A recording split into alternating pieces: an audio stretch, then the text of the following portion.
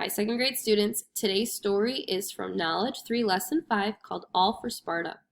Our first vocabulary word we're going to look at today is the word conquest. Repeat after me. Conquest. Conquest is the act of conquering or taking over something or someone. It means a win. Our next vocabulary word is the word permanently. Say permanently. Permanently means continuing in the same way without change for all time. And our last vocabulary word is the word Spartan. Say Spartan. Spartan means a harsh, strict, and uncomfortable lifestyle.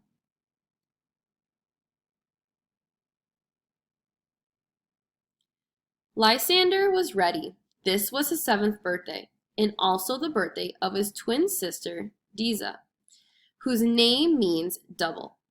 This would be their last birthday celebration together, for when a boy in a city-state of Sparta turned 7, his life changed forever. Until now, Lysander had lived at home with his mother and sister. Occasionally they saw Lysander's father whenever he visited home, for fathers did not live with their families in Sparta. Instead, all Spartan men served permanently in the Spartan army and lived in army camps. On one of his visits, Lysander's father had explained, "At the age of 7, a Spartan boy begins his formal training for life in the army. Spartan soldiers are the greatest in all of Greece, and if you are to take your place among us, you must start prepping early. You must make yourself as strong and as fast and as tough as you can. I expect you to run great distances, to climb steep mountains, and to swim in rough waters."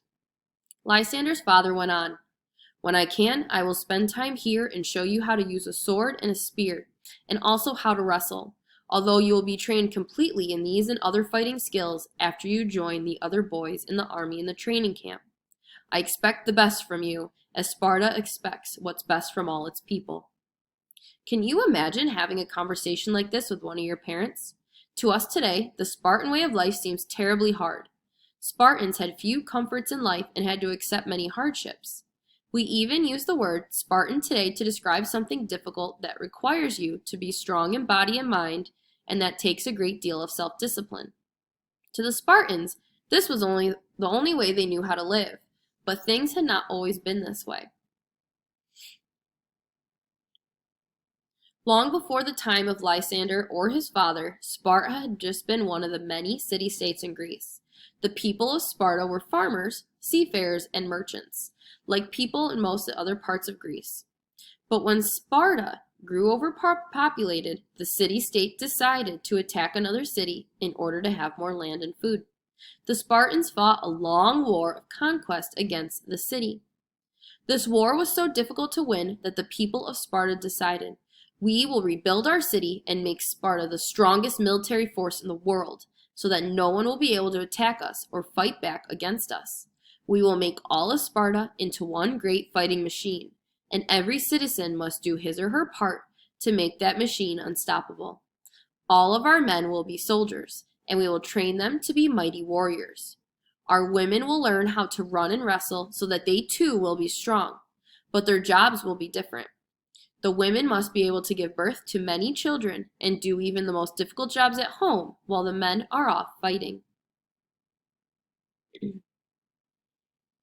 The military city-state of Sparta completely changed the way they lived in order to make this happen. Few people got to vote on how the government would work or what it would do. In fact, women were not allowed to vote or take part in the government at all, but were supposed to concentrate on life at home. Even among the men, few were allowed to make any decisions.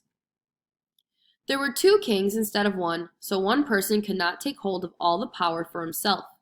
The 2 Spartan kings, in addition to helping run the government, led the Spartan armies. If one died in battle, the other would still be alive to lead the Spartans. To pass laws, there was a council, or group of people chosen to look after the interests of this group, made up of 28 elders and 2 kings. Whereas the 2 kings could be younger, the other men in the council had to be at least 60 years old to be sure they had enough life experience to help run the city-state as the Spartans thought it should be run. Sparta was mostly what we call a closed society. That is, the Spartans did not conduct a lot of business with other parts of Greece. Instead, they tried to make or grow in their own city-state all they would need in order to survive. They did not want to open themselves up to other people's ideas on how to live, or to a possible invasion by another city-state.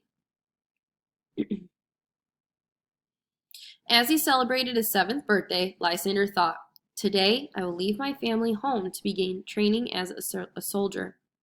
Later in that day, a husky Spartan soldier came to the house to lead Lysander away. The fellow introduced himself as Platon, which means broad-shouldered in Greek. Lysander wanted to look brave in front of him, so he did not cry when he said goodbye to his mother and sister. Still, when his sister Disa whispered, "I will miss you," he whispered back, "I will miss you too." As Lysander marched off with Platon, the soldier told him, "Your father and I served together in war. In fact, he saved my life. So when I heard his son was going to join us, I requested the chance to bring you to your new home." The soldier continued, "Life at the training camp will be very difficult from what you have known. They will take away your shoes so you will learn how to march and run barefoot in an emergency.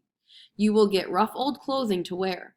It's not comfortable, but neither is armor, and you may as well get used to the discomfort." As for the food, Platon grinned, "It's even worse than what we soldiers eat, and there's not enough to fill your belly. But sometimes the soldiers will offer you and the other boys some nice, fresh cheese, if you can get to it. The soldiers won't make it easy for you. Only the bravest and strongest boys will be able to accomplish that feat." "Or the hungriest," Lysander said. Platon grinned at him again. "I think you are going to do just fine," he said, and they marched onward together.